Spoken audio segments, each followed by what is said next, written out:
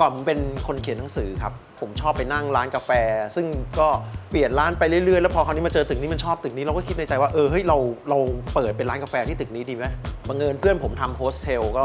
ไปนั่งคุยกับมันก็บอกว่าเฮ้ยมันเปิดโฮสเทลอ่ะมันได้เงินก่อนนะคนจะไม่มาพักเลยด้วยซ้ำผมก็เลยแบบเฮ้ยธุรกิจนี้มันเด็ดเว้ยเฮ้ยอะไรเงี้ยทำเลนี้มันอาจจะไม่เหมาะกับการทำค้าขายแต่ถ้าเป็นโฮสเทลผมว่ามันโอเคนะเพราะว่ามันใกล้ข้าวสารใกล้วัดพระแก้วใกล้ย่านเมืองมันเป็นย่านเมืองเก่าฝรั่งเขาก็จะชอบมาเดินมาเที่ยวอะไรเงี้ย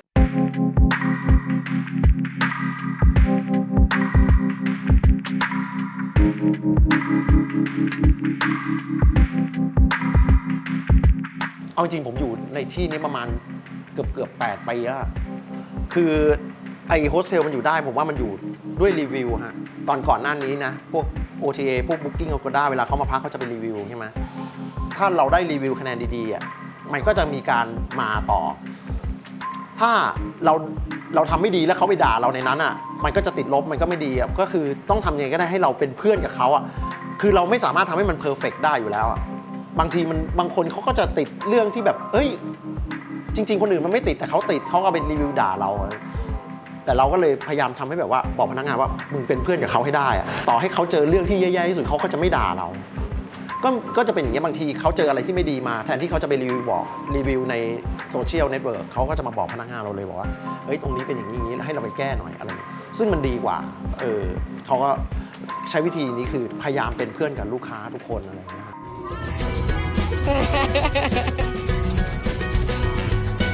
Happy birthday! Welcome here to Thailand.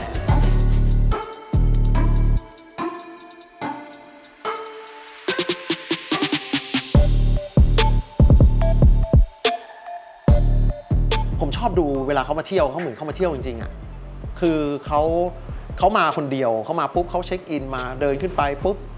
ไปนั่งกินเบียร์คนเดียวในสวนพอกินไปสักพักหนึ่งอีกคนนึงเข้ามาขอนั่งด้วยก็นั่งกินกันไปอยู่ๆเขาก็เป็นเพื่อนกันอีกคนนึงมาอีกเผลอแป๊บเดียวก็เต็มโต๊ะ10 กว่าคนแล้วเขาก็ไปเที่ยวกันเป็นกลุ่มคือผมว่าหลักๆคือผมชอบดูพวกนี้เที่ยวคือเขาไม่ต้องมีแผนชีวิตว่าวันนี้กูจะไปไหนกูจะทำอะไรเราก็นั่งดูพวกเขาบางทีเขาไปเดินกลับมาเหนื่อยๆเขาก็กลับมาเขาก็นั่งจนถึงกลางคืนคือมันเป็นสไตล์ชีวิตที่มันแบบค่อนข้างจะฟรีอะ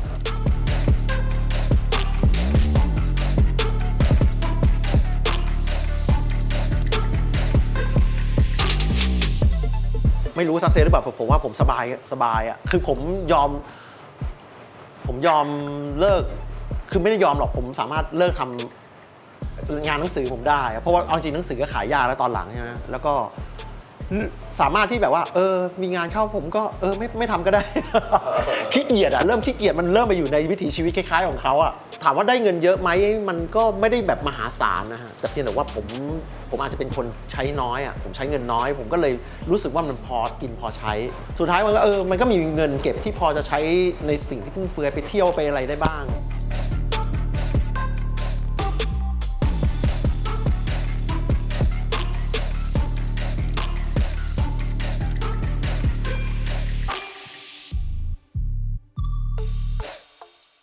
ผมยังคุยกับเพื่อนเลยเรารู้แล้วว่าโควิดมันจะมานะผมยังบอกเพื่อนบอกว่าเฮ้ยเอาอย่างน้อยขอให้แบบว่าสงกรานต์ไว้ขอแบบหวดไม้สุดท้ายที่แบบว่าเรารู้แล้วว่ามันยังไงมันมาแน่แล้วตอนนั้นขอสงกรานต์หวดไม้สุดท้ายปรากฏยังไม่ทันถึงสงกรานต์มันล็อกดาวน์ใช่ไหมลูกค้าออกหมดเลยอยู่ทยอยแบบออกแบบไม่เคยเห็นการออกของลูกค้าได้เร็วขนาดนี้ปุ๊บก็ตอนระหว่าง3 เดือนนั้นก็คุยกันบอกว่าเฮ้ยมันโฮสเทลไม่น่ากลับมาก็คิดเลยว่าต้องขยายบาร์ที่เคยขายฝรั่งอยู่ข้างหลังในสวนข้างหลังอ่ะต้องไปขยายบาร์ตรงนั้นออกมาเพื่อรองรับลูกค้ากลุ่มใหม่ก็คือกลุ่มคนไทย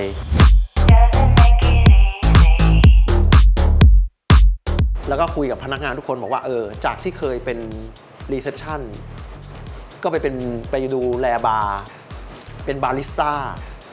ไอ้พวกแม่บ้านที่เคยพ่อบ้านที่เคยทำความสะอาดก็ไปเป็นแม่ครัวไปเป็นเด็กเสิร์ฟคือเปลี่ยนโรเตชันนะฮะเปลี่ยนตำแหน่งกันนั่นแหละทุกคนก็ไปทำในสิ่งใหม่อ่ะคือเพราะว่าแม่บ้านไปทำแม่ครัวเขาก็แบบยังไม่ค่อยชินอ่ะคือไม่ใช่แม่ครัวมืออาชีพอ่ะลองหาวิธีทำกันจนกระทั่งสุดท้ายด้วยประกอบกับว่าทำมาเกือบ เกือบปีนี่ก็เริ่มคล่องขึ้นเดี๋ยวนี้ทุกอย่างมันก็กลับมาก็เริ่มลงตัวแล้วทุกวันนี้ทุกคนก็เริ่มลืม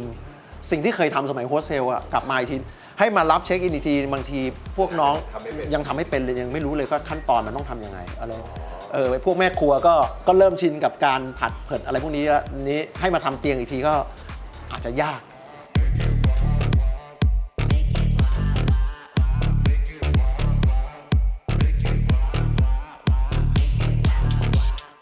ได้ข่าวว่าที่นี่มี ครับ น้ำจิ้มเด็ดสุดเด็ด เป็นนี่ฮะแจ่วเป็นแจ่วผสมวาซาบิ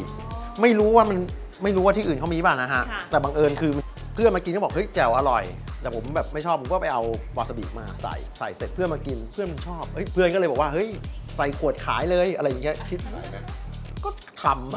ำ อะไรที่มันหนีตายได้ผมก็เอาหมดนะฮะตอนนั้น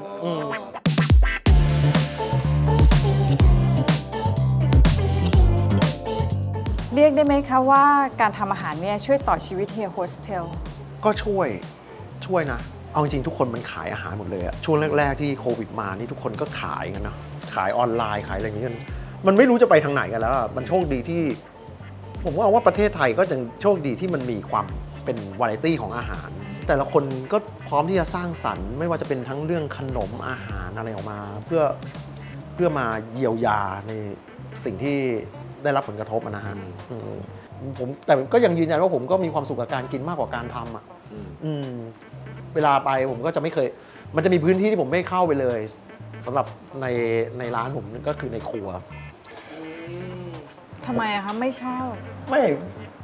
ผมว่าเข้าไปผมไม่มีประโยชน์นั่นเองเพราะว่าแต่พื้นที่ที่ผมจะยืนบ่อยที่สุดคือหน้าตู้เย็นเวลาเลือกว่าจะเอาตัวนั้นขวดไหนนั่นเป็นพื้นที่ประจำผมอาณาเขตผมต่อให้อีกปีก็อยู่ได้ใช่ไหมคะคุณโอ๊ตมันก็ต้องอยู่แหละครับเพราะว่ามันยังดูมีช่องทางอยู่แต่เพื่อนผมก็ยังคุยกันแหละบอกว่า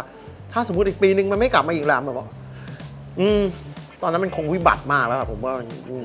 คือถ้าอีก1 ปีแล้วมันปัญหามันไม่มีการก้าวเดินหน้าต่อเลยมันไม่ได้ถูกการแก้ไขแบบเดินหน้าผมว่ามันวิบัตินะการที่เราอยู่ในสถานภาพหรือเหตุการณ์ช่วงที่วิกฤตกันหมดเนี่ยคุณโอ๊ตมีมุมมองในการที่จะปรับเพื่อให้อยู่รอดด้วยวิธีการใช้ยังไงคะแนะนำกับผู้คนทั่วๆไปที่รับฟังรายการเราอยู่ไหมเอาจริงผมให้นิยามว่ามันคือการหนีตายนะมันหนีตายอะตอนนั้นผมก็จัดโปรโมชั่นหนีตายกันแบบลดกันนำทุกอย่างทั้งอาหารทั้งห้องพักอะไรทุกอย่างมันก็คือมันหนีตายมันก็ต้องหาอะไรทำเพื่อให้เราอยู่รอดได้อะครับจริงๆผมก็คือผมไม่ได้ไม่ชอบกับสิ่งที่ทำอยู่ทุกวันนี้นะถึงแม้ผมจะบอกว่าผมจะชอบแบบชอบกินคนเดียวไม่ชอบถึงสิ่งอะไรเงี้ยแต่ที่ทำอยู่ก็ไม่ได้ว่าชอบเพียงคือผมมองว่ามันเหมือนแบบผมชอบเตะบอลไงแต่ผมเล่นกองหน้าทุกวันนี้มันก็เหมือนผมโดนบังคับจากการเล่นกองหน้าให้มันเล่นกองหลังนั่นเองแต่ผมก็ยังได้เตะบอลอยู่ก็คือมันก็เป็นอย่างคือคล้ายๆคือไม่ได้หนีไม่ชอบแต่ไม่ได้ทำในสิ่งที่เคยทำแล้วเราชอบยิงประตูได้น้อยลงนั่นแหละแต่เราต้องเลี้ยงลูกบอลไปเรื่อยๆไม่ได้ออกจากเกมใช่นั่นแหละฮะแล้วก็สกัดเขาให้ได้เป็นกองหลัง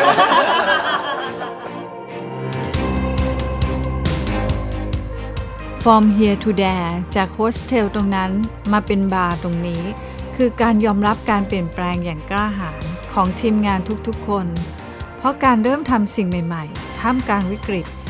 มันเป็นความยากลำบากแต่ก็เป็นสิ่งที่ทุกคนต้องทำและทำมันให้ดีที่สุด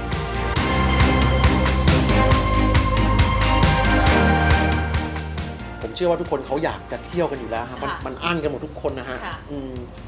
ก็มาให้มันมาด้วยความสนุกนะผมว่าอย่ามาด้วยความกลัวก็คือมาแล้วก็ตักตวงความสนุกเหมือนเดิมแหละเพียงแต่ว่ามันต้องอยู่ในการป้องกันของเรานะมันเป็น new normal ฮะตอนนี้รอให้มันกลับผมไม่รู้มันจะกลับมาเป็นแบบเดิมได้หรือเปล่าแต่ก็ไม่อยากให้มาแล้วแบบว่าระวังหรือกลัวเกินไปแล้วมันจะไม่สนุกแค่นั้นเองฮะ